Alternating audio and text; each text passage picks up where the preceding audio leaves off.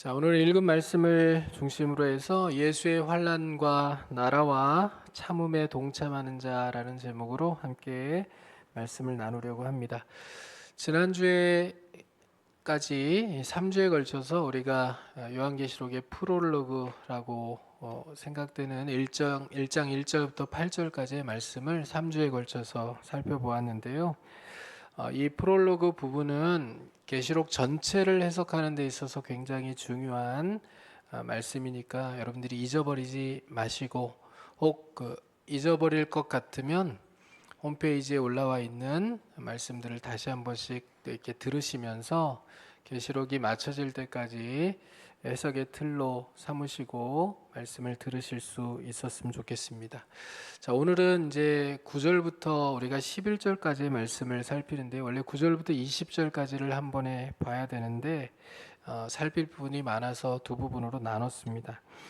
9절부터 20절까지의 말씀은 2장과 3장에 나타나는 소아시아 7교회에 전해진 메시지, 그 메시지의 시작 부분에 해당하는 그런 내용들이라고 이야기할 수 있는데요.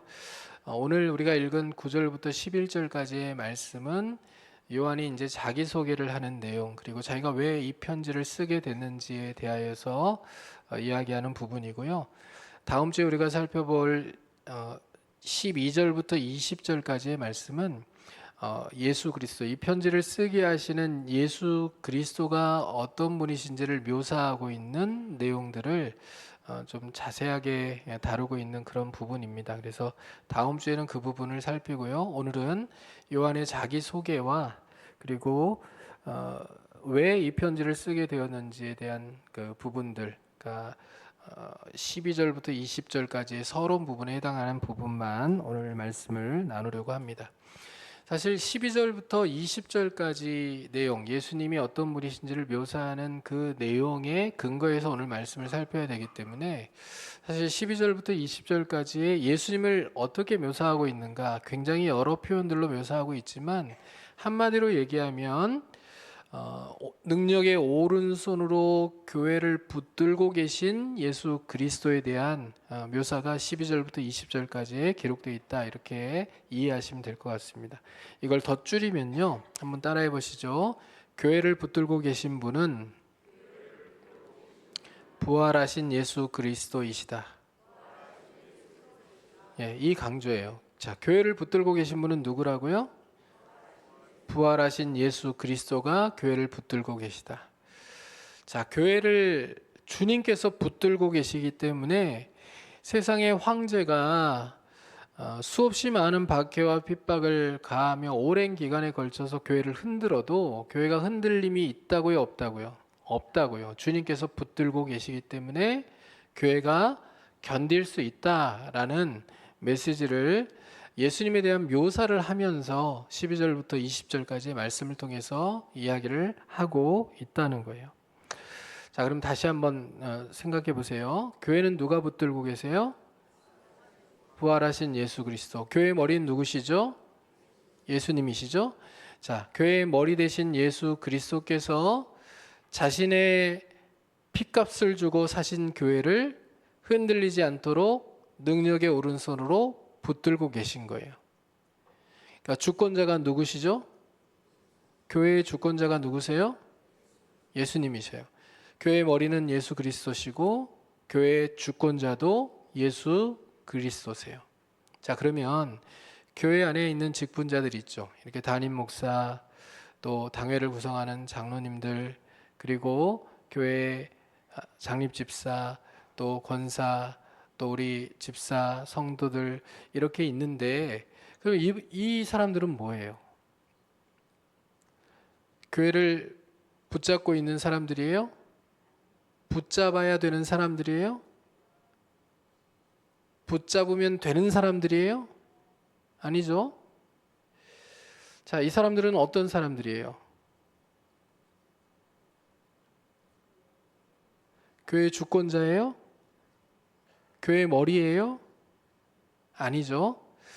이 사람들은 어떤 사람들이냐면 오늘 이제 요한계시록의 표현에 의하면 하나님의 나라에 동참하라고 부르심을 받은 자들이에요. 그러니까 예수 그리스도께서 십자가에서 자기 생명을 주심을 통해서 예수 그리스도의 십자가를 믿는 자들이 하나님의 자녀가 되게 하셨어요. 그렇죠? 그리고 하나님의 나라를 마음속에 가지고 하나님의 통치, 하나님의 다스리심 가운데 하나님의 나라를 아직 완성되지는 않았지만 진행 중인 그 하나님의 나라를 살아가게 하시는 거잖아요. 그 나라에 부르심을 받은 거예요. 동참하라고 부르심을 받은 자들이에요. 그러니까 우리는 주권자들입니까? 아니면 주권자이신 예수 그리스도의 그 사역에 동참하는 자들입니까? 근데 동참하는 자들인데 우리가 우리의 의지를 가지고 우리의 공로를 가지고 우리의 능력을 가지고 동참하게 되었습니까? 주님의 은혜로 동참하게 되었습니까? 자, 그러면 내세울 것이 있어요? 자랑할 것 있어요? 공로를 주장할 수 있어요? 내가 무엇인가 조그만한 일들을 했다고 자랑할 게 있어요? 없어요.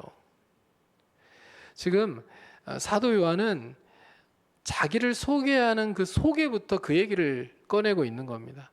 자, 9절에 보면 사도 요한이 자기 소개를 하는데요. 이렇게 소개해요. 같이 한번 읽어봅니다. 나 요한은 너희 형제요 예수의 환난과 나라와 참음에 동참하는 자라. 하나님의 말씀과 예수를 증언하였으므로 말미암아 반모라 하는 섬에 있었더니. 이 말씀을 조금 이렇게 구체적으로 좀 나눠 가지고 살펴볼게요. 자, 요한이 자기를 뭐라고 소개합니까? 나 요한은 너희 형제요 이렇게 소개하잖아요. 나 요한은 너희 형제요. 첫 번째 이렇게 소개해요. 그러니까 요한이 자기를 예수 그리스도의 은혜로 말미암아 사도된 나 요한은 이렇게 소개할 수도 있죠. 지금 에베소를 비롯한 소아시아 7교회에 지대한 영향력을 끼치고 있는 지도자이기 때문에 요한 2서나 요한 3서에서 자기를 소개하고 있는 것처럼 장로라고 자기를 소개할 수 있죠. 또 요한이 어떤 사람이에요? 요한복음에 보면 요한이 좀 젊었을 때 요한복음에 어떻게 자기를 이렇게 묘사를 하나요? 틈틈이 자기를 좀 띄우거든요. 뭐라고 띄웁니까? 예수께서 사랑하시는 제자. 예수님이 특별히 자기를 사랑하시는 것처럼 그렇게 예수께서 사랑하시는 제자라고 자기를 살짝 자기 이름은 쓰지 않지만 사람들이 예수께서 사랑하시는 제자 하면 누군지 딱 알아볼 수 있도록 그렇게 표현을 하곤 했거든요.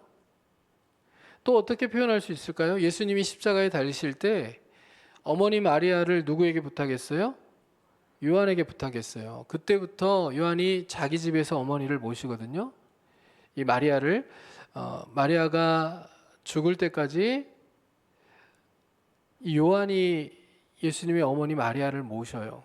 지금 이 요한계시록을 쓸 때에는 이미 어머니 마리아가 천국으로 간 상태였지만 그것도 자랑거리가 될 수 있지 않습니까? 예수님이 특별히 나를 사랑하셔서 자기 어머니까지 부탁하신, 그렇게 예수님께서 믿고 신뢰하는 예수님의 제자이자 사도이자 또 교회의 지도자인 나 요한은 뭐 이렇게 설명할 수 있잖아요. 그런데 그런 거 싹 뺐어요. 다 빠졌어요. 뭐라고 소개해요? 나 요한은 너희 형제요. 사실 지금 핍박을 받고 있는 교회 상황에서요, 모든 성도들이 믿음이 다 좋다고 이야기할 수 있을까요? 성도들이 다 믿음이 좋은 거는 아니잖아요. 아마 어느 교회나 마찬가지일 거예요.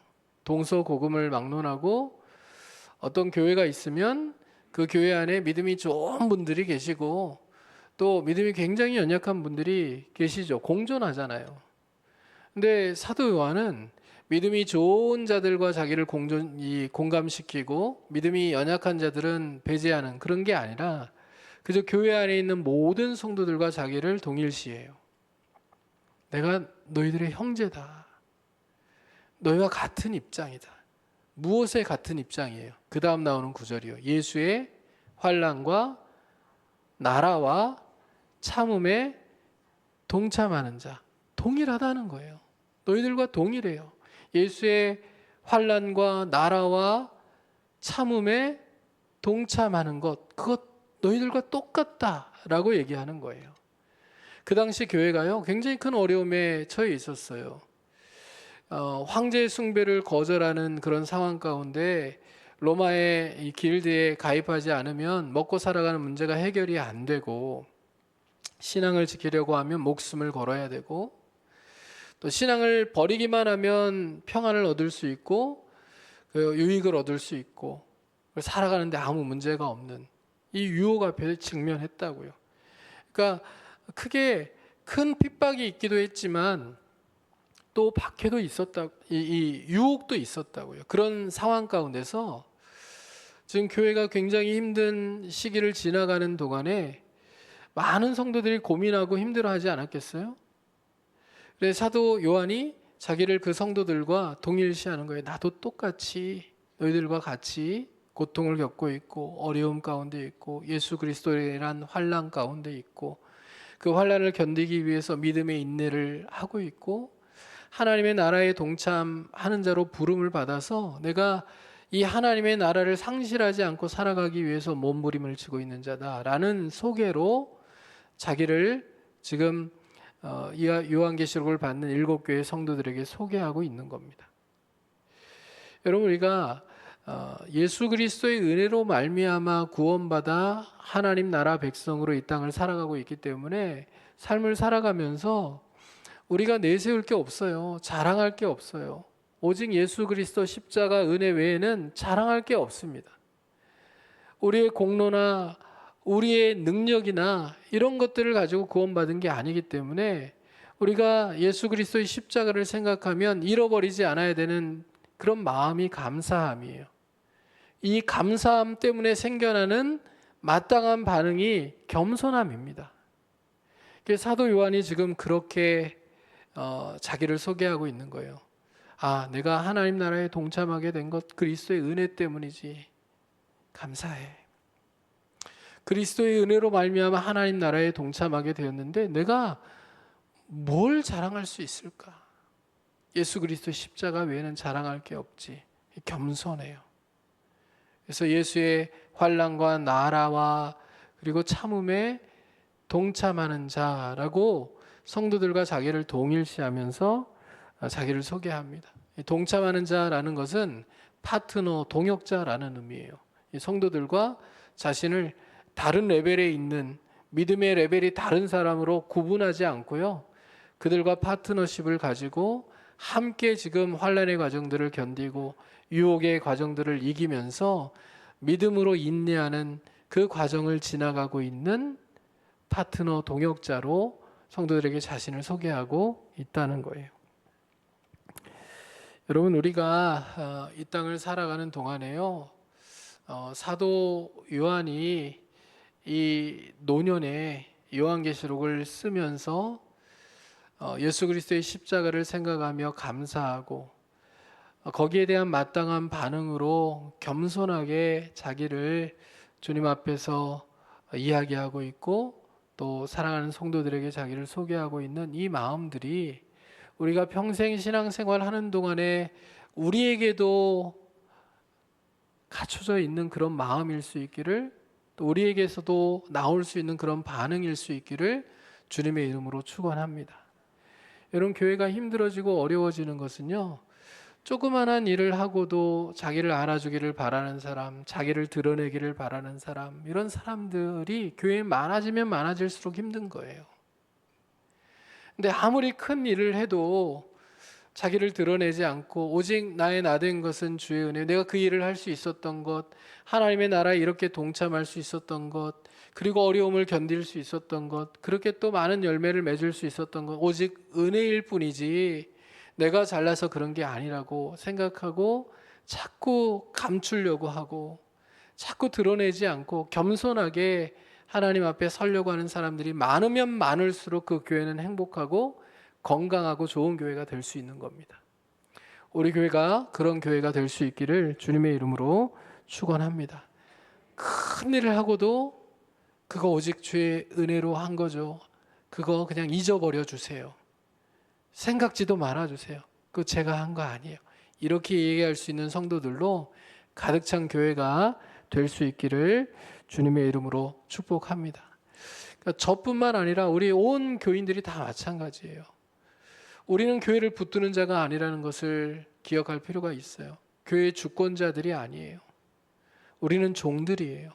주님이 우리에게 원하시는 일들을 정말 주님이 영광 받으시도록 감사한 마음으로 감당하면 되는 그런 종들일 뿐이라는 것을 잊어버리지 않고 신앙생활을 해나갈 수 있게 되기를 간절히 소망합니다.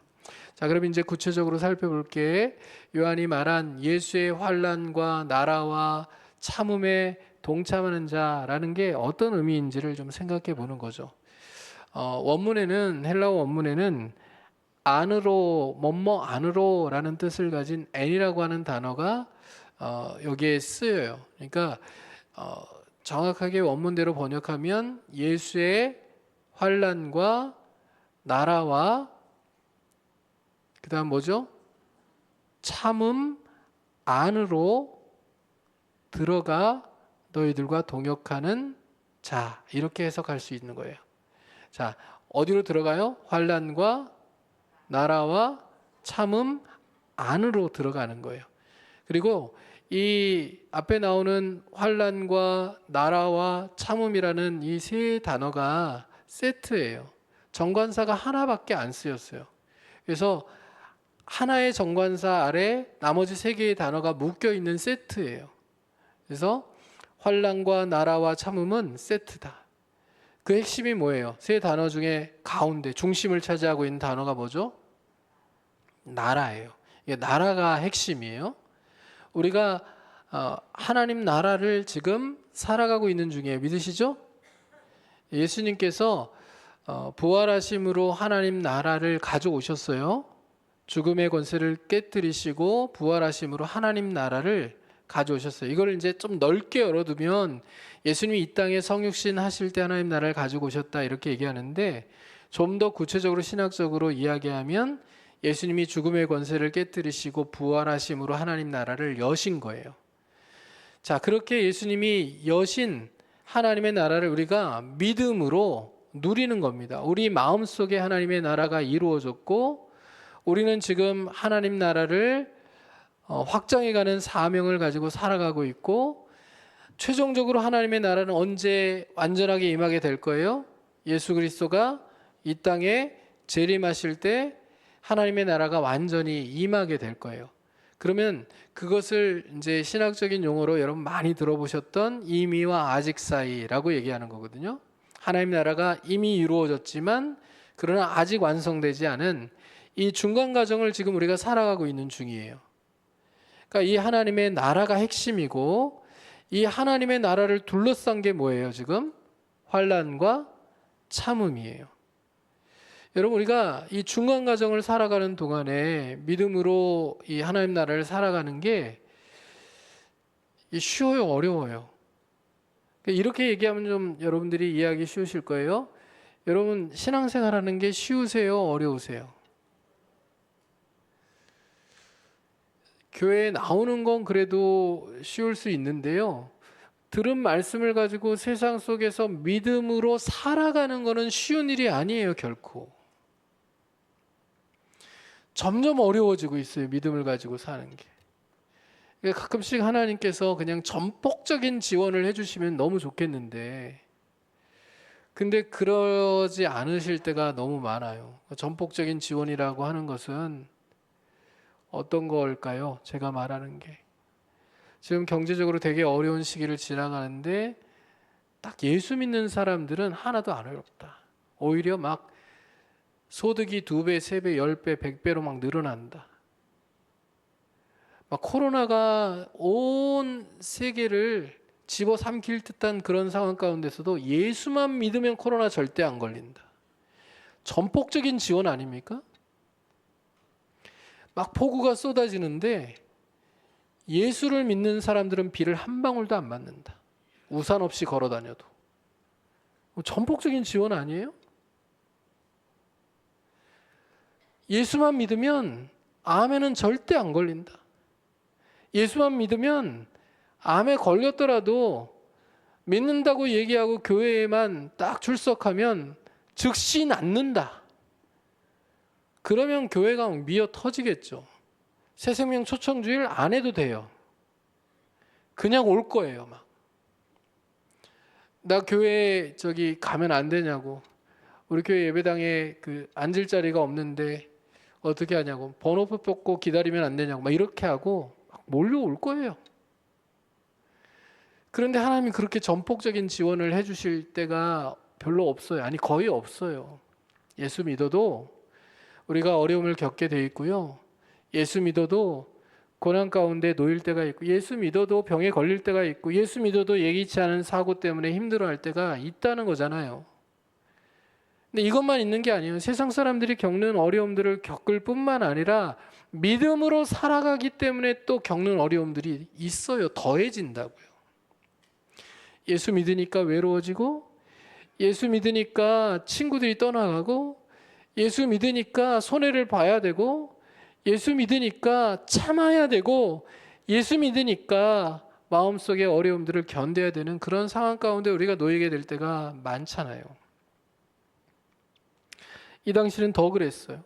예수 믿는다는 이유로 가족들에게서도 쫓겨날 수 있고, 예수 믿는다는 이유로 죽어야 될 수도 있고, 예수 믿는다는 이유로 사회적으로 완전히 고립될 수도 있고, 예수 믿는다는 이유로 사업을 접어야 될 수도 있는, 그리고 심지어 살던 곳에서 모든 것을 다 놔두고 그냥 추방을 당할 수도 있는 그런 상황이 지금 소아시아 7교회 성도들이 겪고 있는 상황이었다는 거예요.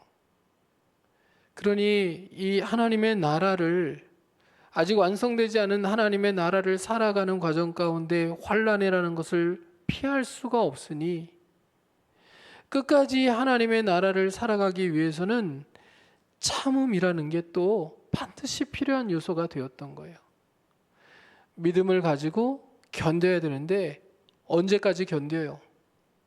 초대교회의 교인들이 소망했던 것처럼 하나님 나라가 완성되어서 하나님께서 모든 눈물을 닦아주시고 억울함을 풀어주시고 그리고 예비하신 상급으로 갚아주실 그때까지 참는 거예요.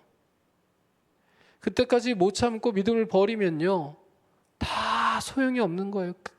여태까지 참아왔던 모든 일들이 다 소용이 없는 거예요. 배교는, 예수님을 버리는 일은 곧 구원의 상실로 이어지기 때문에 다 소용이 없는 일이 되어버리는 거예요. 끝까지 견디는 자가 구원을 받고 끝까지 견디는 자가 상을 받는 거예요. 그러니까 하나님의 나라를 살아가는 이 하나님의 나라가 핵심이고, 환난이 있지만 믿음으로 끝까지 견디는 것이 앞뒤로 이렇게 단어가 구성되어 나오는 겁니다. 여러분, 우리의 인생도 마찬가지. 우리가 하나님 나라를 살아가는데요, 쉽지 않아요. 그러나 우리가 견뎌내야 돼요. 왜요? 주님이 살아계시기 때문이고, 주님이 반드시 오실 것이기 때문이고, 주님이 오시는 그날에 우리의 모든 억울함을 풀어주실 뿐만 아니라 눈물을 닦아주시고 예비하신 상급으로, 예비하신 축복으로 우리를 맞아주실 것이기 때문에 그래요. 믿으십니까? 근데 이 참는 게 쉬워요, 어려워요, 여러분? 참는 게 쉬워요, 어려워요? 참는 거 어려워요. 내 힘과 내 능력과 내 의지와 내 감정을 가지고 우리가 믿음으로 세상을 이겨내며 끝까지 견뎌낼 수가 없어요. 쉽지 않아요. 우리 다 연약하거든요. 저도 그렇고 여러분도 그렇고요. 연약해요. 우리 속에 있는 죄성은 너무 강하거든요. 예수를 버리고서라도 내가 살고 싶은 욕망이 우리의 본성이고요. 예수를 버리고서라도 내 유익을 추구하는 것이 우리의 본성이거든요. 적당히 타협하면서 신앙도 지키는 듯 또 내 인생의 유익도 지켜내는 것, 이렇게 사는 것이 지혜로운 것처럼 그렇게 우리를 유혹하는 사탄의 유혹 앞에 우리가 설 때가 너무나도 많다고요. 그래서 온전한 믿음을 가지고 그렇게 모든 환난을 이기고 모든 유혹들을 이기며 하나님 나라를 살아가는 거, 이거 우리에게 너무나도 어려운 일이에요. 그렇게 우리 힘과 우리의 능력, 우리의 의지 가지고 안 되니, 그래서 성경이 이 인내라고 하는 것, 오래 참음이라고 하는 것을 성령의 열매라고 표현하고 있는 겁니다. 성령의 열매예요. 우리가 믿음을 가지고 하나님의 도우심을 구하며 성령의 인도하심을 구하며 그렇게 간절히 하나님의 은혜를 구할 때 우리에게 하나님께서 주시는 은사이자 열매가 이 인내, 오래 참음이라는 거예요. 여러분, 우리가 이 오래 참음이라는 믿음으로 견딤이라는 이 열매를 가지고 하나님의 나라가 완성되는 그날까지 정말 믿음으로 승리하며 모든 환난을 이기고 모든 유혹들을 이기며 살아가는 하나님의 백성들이 될 수 있기를 주님의 이름으로 축복합니다. 여러분, 오직 성령의 힘으로 우리가 견딜 수 있는 겁니다. 무엇의 힘으로요? 성령의 힘으로. 우리 힘 아닙니다. 자기 힘과 자기 의지로 견뎌보려고 하면 다 넘어집니다. 그러니 여러분, 힘든 시간들을 지나가고 계시거든 믿음이 자꾸 흔들리는 순간에 여러분들이 처해 계시다면 기도하시기 바랍니다. 성령의 도우심을 구하며 성령의 인도하심을 구하며 믿음으로 참아낼 수 있는 확신을 주시기를 바라며 그렇게 기도하며 믿음으로 인내하며 승리하는 하나님의 사람들이 되시기를 주님의 이름으로 부탁을 드립니다.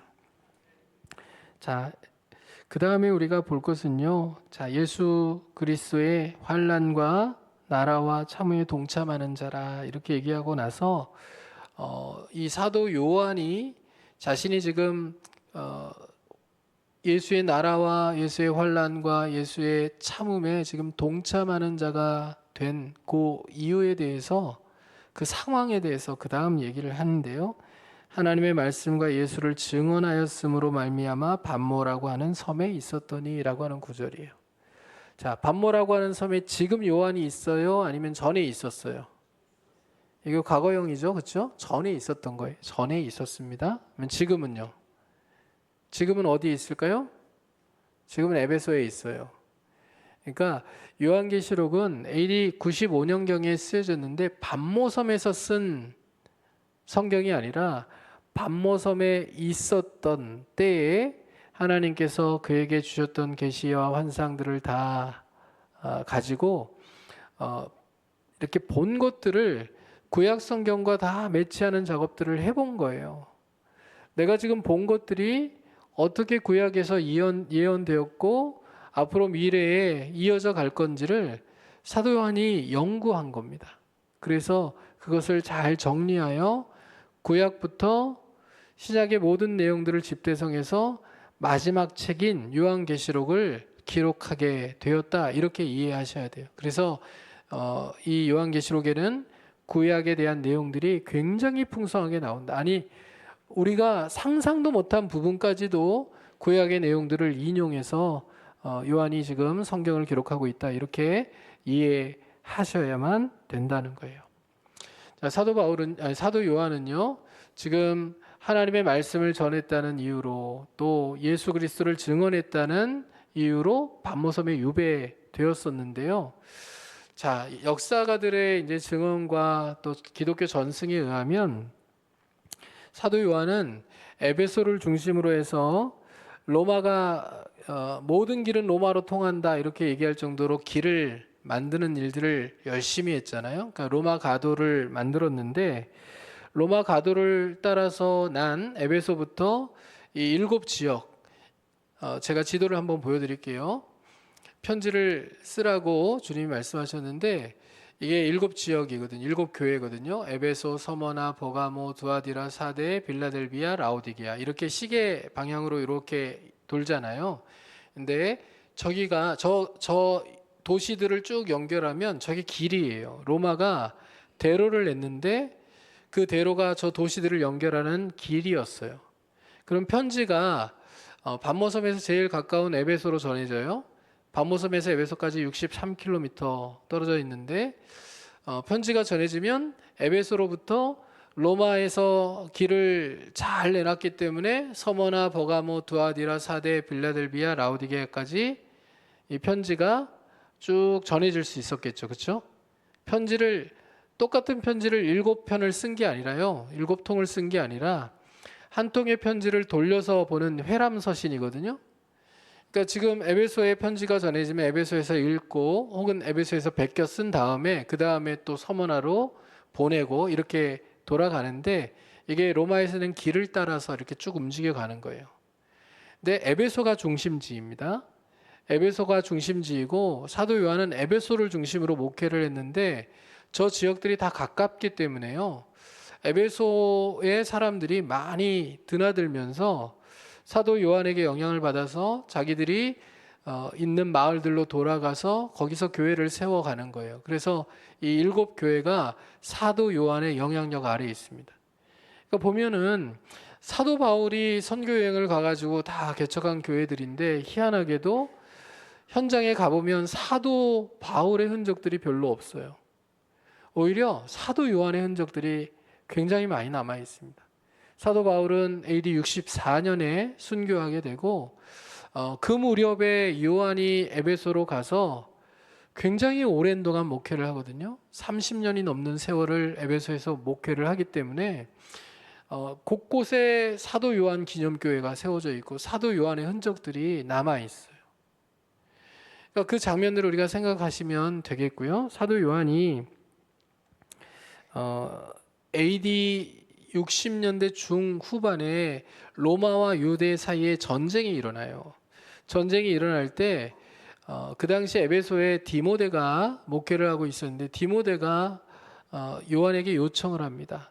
에베소에 와서 같이 동역을 해달라. 그래서 사도 요한이 어머니 마리아를 모시고 에베소로 이사를 갑니다. 그리고 거기서 디모데와 동역을 하는데요. 디모데가 순교를 당해요.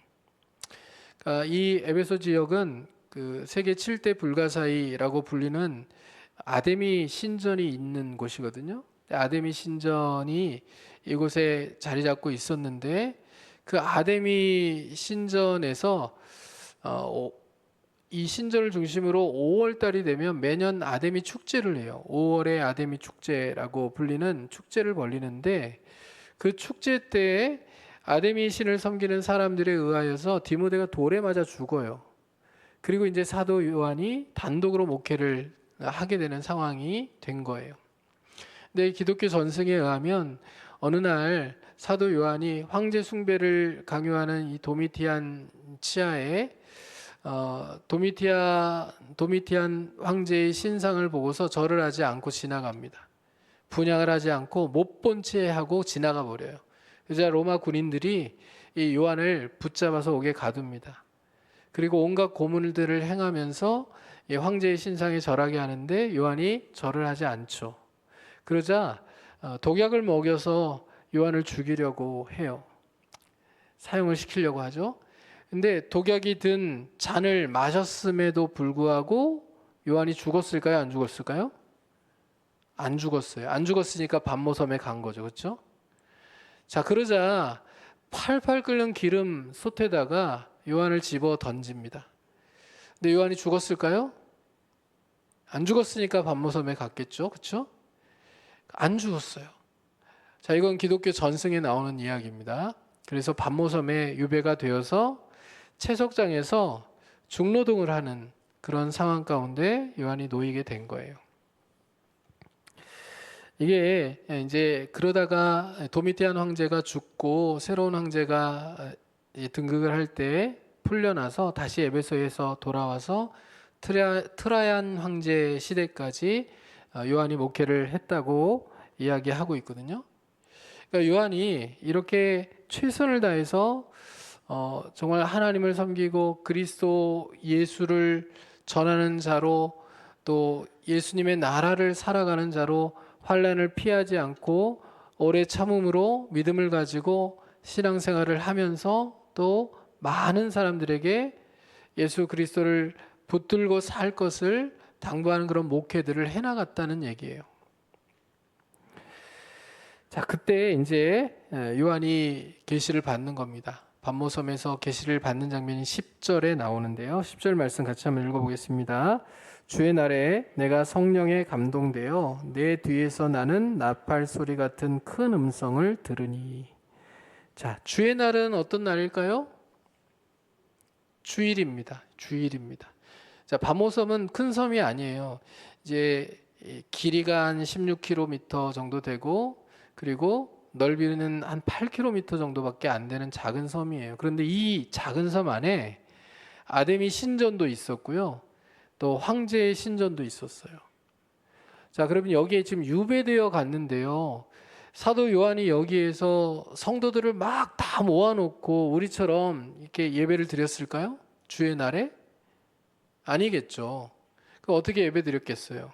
혼자서 말씀을 읽고 기도하며 묵상하며 그렇게 하나님을 찬양하며 예배 드리고 있을 때 뒤에서 음성이 들렸어요. 누구의 음성이에요? 11절을 보면 예수 그리스도의 음성이 들렸는데 정말 나팔 소리 같은 큰 음성으로 예수 그리스도의 음성이 들린 겁니다. 근데 이제 오늘 우리가 살필 중요한 내용은 앞부분이에요. 성령에 감동되어, 이 부분이에요. 자, 사도 요한이 예배를 드리는 동안에 무엇에 감동되었어요? 성령에 감동되었어요. 사실 이 표현은 구약 성경의 선지자들이 하나님의 말씀을 받을 때, 계시를 받을 때 주로 사용됐던 표현입니다. 성령에 감동되어라는 표현. 구약 성경에는 모든 성도들이 다 성령을 받는 그런 때가 아니었잖아요. 그러니까 특별한 사람에게 특별한 때에 하나님의 성령이 임했거든요. 그러니까 선지자들이 성령에 감동되어 하나님의 말씀을 받아요. 근데 지금 요한이 성령에 감동되어 예수 그리스도의 말씀을 받는 거예요. 그러니까 구약과 신약을 지금 이어주기 위해서 표현을 이렇게 한 건데요. 여기 성령에 감동되어라고 번역되어 있는 이 표현은 원문 그대로 번역하면 성령 안에서라고 번역하면 정확한 표현이에요. 엔 푸뉴마티라고 이렇게 기록이 되어 있는데 성령 안에서라는 뜻이에요. 그럼 보세요. 구약 성경에는 특별한 사람에게 특별한 때에 성령이 임했지만 오늘 지금 예수 그리스도를 믿는 하나님의 백성에게는 특별한 사람에게 특별한 때에만 성령이 임합니까? 아니죠. 우리가 예수님을 믿으면 우리 각 사람 속에 성령이 내주하시죠? 그렇죠? 그러니까 이 표현은 신약적인 표현으로 우리식으로 바꾸면 어떻게 바꿀 수 있는 표현이에요. 성령에 감동되어 성령 안에서 이렇게가 아니라 성령의 충만함을 힘입어. 성령의 충만함 가운데 붙들려. 이런 표현이에요. 자, 사도 요한이요. 사명을 감당해요. 이제 예수님이 사명을 주시는 거예요. 그에게 편지를 쓰라고 사명을 주시는데 사명을 감당하는 그 앞부분에 뭐가 나옵니까? 성령에 감동돼요. 이거예요. 여러분, 우리가 하나님의 일을 하는 거는요, 우리 힘과 우리 능력으로 하는 게 아니에요. 담임 목사가 여기서 설교를 하는 것도 제 힘과 제 능력으로, 제 지식으로 설교를 해내면 이게 하나님이 기뻐하시는 설교가 되지 않아요. 말씀을 준비하는 모든 단계부터 성령의 충만함을 힘입어야 되고 성령에 붙들려야 되고 성령의 인도하심을 받아야 되고 전하는 모든 과정도 성령이 주장하셔야 되는 거예요. 아멘입니까? 그러니까 저만 그런 게 아니에요. 여러분, 주방에서 봉사하는 일들도 성령에 감동되어 봉사가 이루어져야 되고요. 차량 봉사를 하는 것도 성령에 감동되어 봉사를 해야 되는 거고요. 우리 찬양팀이 찬양하는 것도 성령에 충만하여 감동되어 찬양해야 되는 거예요. 우리 찬양대가 찬양을 하는 것도 성령에 충만하여 하나님을 찬양해야 하는 거예요. 여러분, 이 앞에 게 생략이 되어버리면, 성령의 충만함을 힘입어 이게 없으면요, 우리가 하는 모든 봉사들은 자기 자랑거리가 됩니다. 자기를 드러내는 것들이 될 수밖에 없어요. 자기를 높이는 도구가 될 수 있어요. 우리가 교만해지는 이유가 될 수 있어요. 그리고 봉사를 하고 설교를 하고 그리고 찬양을 하고 그래도 기쁨이 없을 수 있는 이유가 될 수 있어요. 그래서 예수 믿는 사람들은 제가 언젠가도 강조한 것처럼 아침에 눈을 뜨면서 가장 먼저 하나님 앞에 드려야 되는 기도가 오늘도 성령의 충만함 가운데 나를 붙들어 달라는 기도예요. 특별히 주일날 주님 전에 예배하러 나아오면서 여러분 이 기도를 반드시 하나님 앞에 드리면 나아오실 수 있기를 바랍니다. 사도 요한이 주일에, 그렇죠? 예배 드릴 때에 성령의 충만함을 힘입었고 주님의 임재를 경험하는 거잖아요. 사실 우리가 금요일마다 기도하는 게 이거예요. 주일에 예배를 위하여 기도할 때 주님 전에 주일에 예배 드리러 나오는 모든 성도들이 그저 왔다 그냥 돌아가는 사람 한 사람 없게 하시고 주님의 임재를 경험하게 하시고 성령의 충만함을 경험하게 하시고 하나님이 일하심을 경험하게 하시고 살아계신 주님을 온전히 만나서 험한 세상을 이길 믿음을 공급받는 시간이 되게 해달라는 기도를 드리는 거예요. 여러분 주일에 나아오면서 주님 세상 사는 거 너무 어려워요. 세상에서 믿음 지키며 살기 어려워요. 주님 제가 먹고 살아가는 거 너무 힘들어요. 주일에 하나님 앞에 살아계신 주님을 만나고 싶어 나아갑니다. 살아계신 주님 임재해 주시고 내 속에도 성령의 충만함으로 역사해 주셔서 성령 하나님과 온전한 교통이 이루어지는 시간이 되게 하시고 내가 드리는 예배, 내가 섬기는 모든 봉사, 섬김, 그 모든 일들이 하나님이 기뻐 받으시는 산 제물이 될 수 있도록 도와달라. 이렇게 기도하며 하나님 앞에 나오는 게 너무너무 중요한 일이라는 얘기예요. 여러분 주님 전에 나아오실 때마다 성령의 충만함을 구하며 나아오실 수 있기를 주님의 이름으로 축복합니다. 뿐만 아니라 삶을 살아가는 모든 삶의 여정 속에서 아침에 일어나 눈을 뜨면 곧바로 하나님 앞에 드리는 첫 번째 기도의 제목이 성령의 충만함을 오늘도 내게 주셔서 성령에 붙들려 성령의 인도하심을 따라 오늘도 세상 속에서 믿음을 온전히 지키며 살아가는 인생이 될 수 있도록 도와달라고 하나님께 구하고 그렇게 하루를 또 마무리할 때는 그렇게 살게 해주신 하나님 앞에 감사의 기도를 올려드릴 수 있는 하나님의 백성들이 다 되실 수 있기를 주님의 이름으로 축원합니다. 성령의 충만함 없이 우리의 봉사는 힘이 없어요. 성령의 충만함 없이 전하는 말씀도 능력이 없어요. 성령의 충만함 없이 드리는 찬양도 아름답지 않은 거예요. 성령의 충만함 없이 우리가 주님을 위해서 한다고 하는 모든 행위들이 신앙생활의 모습들이 그게 사실은 주님을 위한 게 아니라 우리를 위한 것일 수 있다는 것을 기억하면서 우리가 정말 주님을 사랑하고 주님을 위하는 인생을 살아가는 하나님의 백성들로 살기 위해서 항상 성령의 충만함을 먼저 구하며 날마다 은혜를 구하며 그렇게 하나님의 영광을 위한 도구로 쓰임받는 인생을 살아가는 저와 여러분이 될 수 있기를 주님의 이름으로 축원합니다. 자, 옆에 계신 분들에게 한번 축복하며 이야기해 줍시다. 성령의 충만한 하나님의 사람들이 되시길 축복합니다.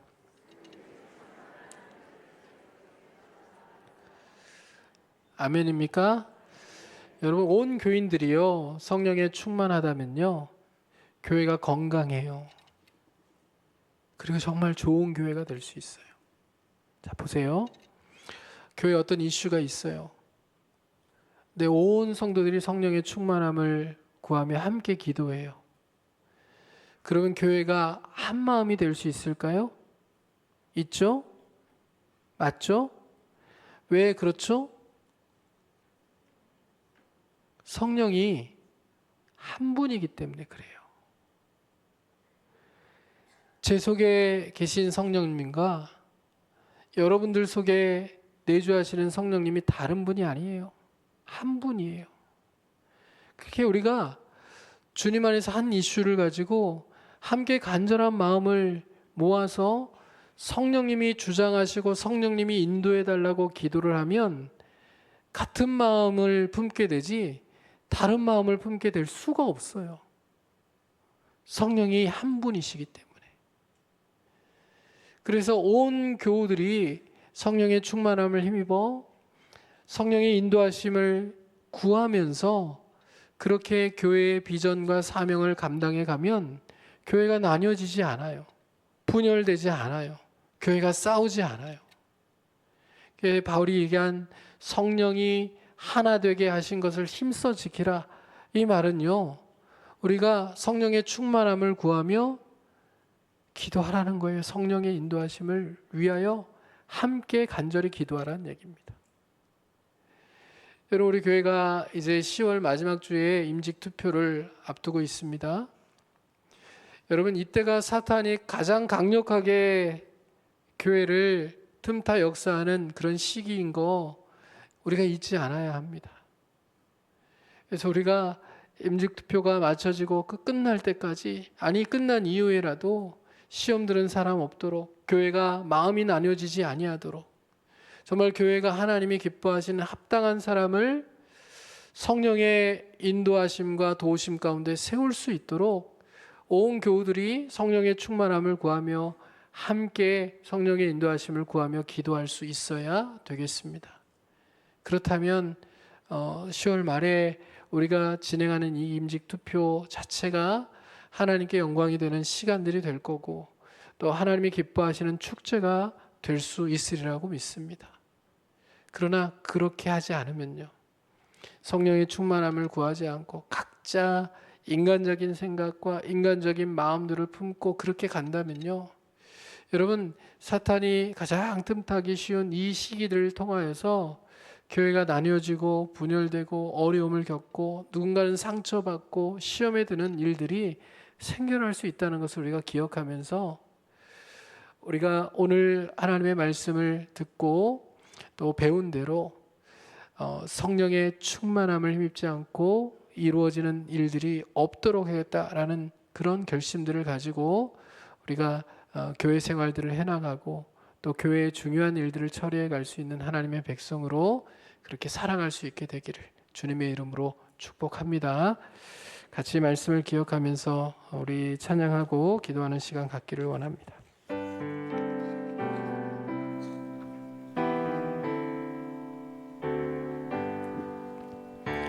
알라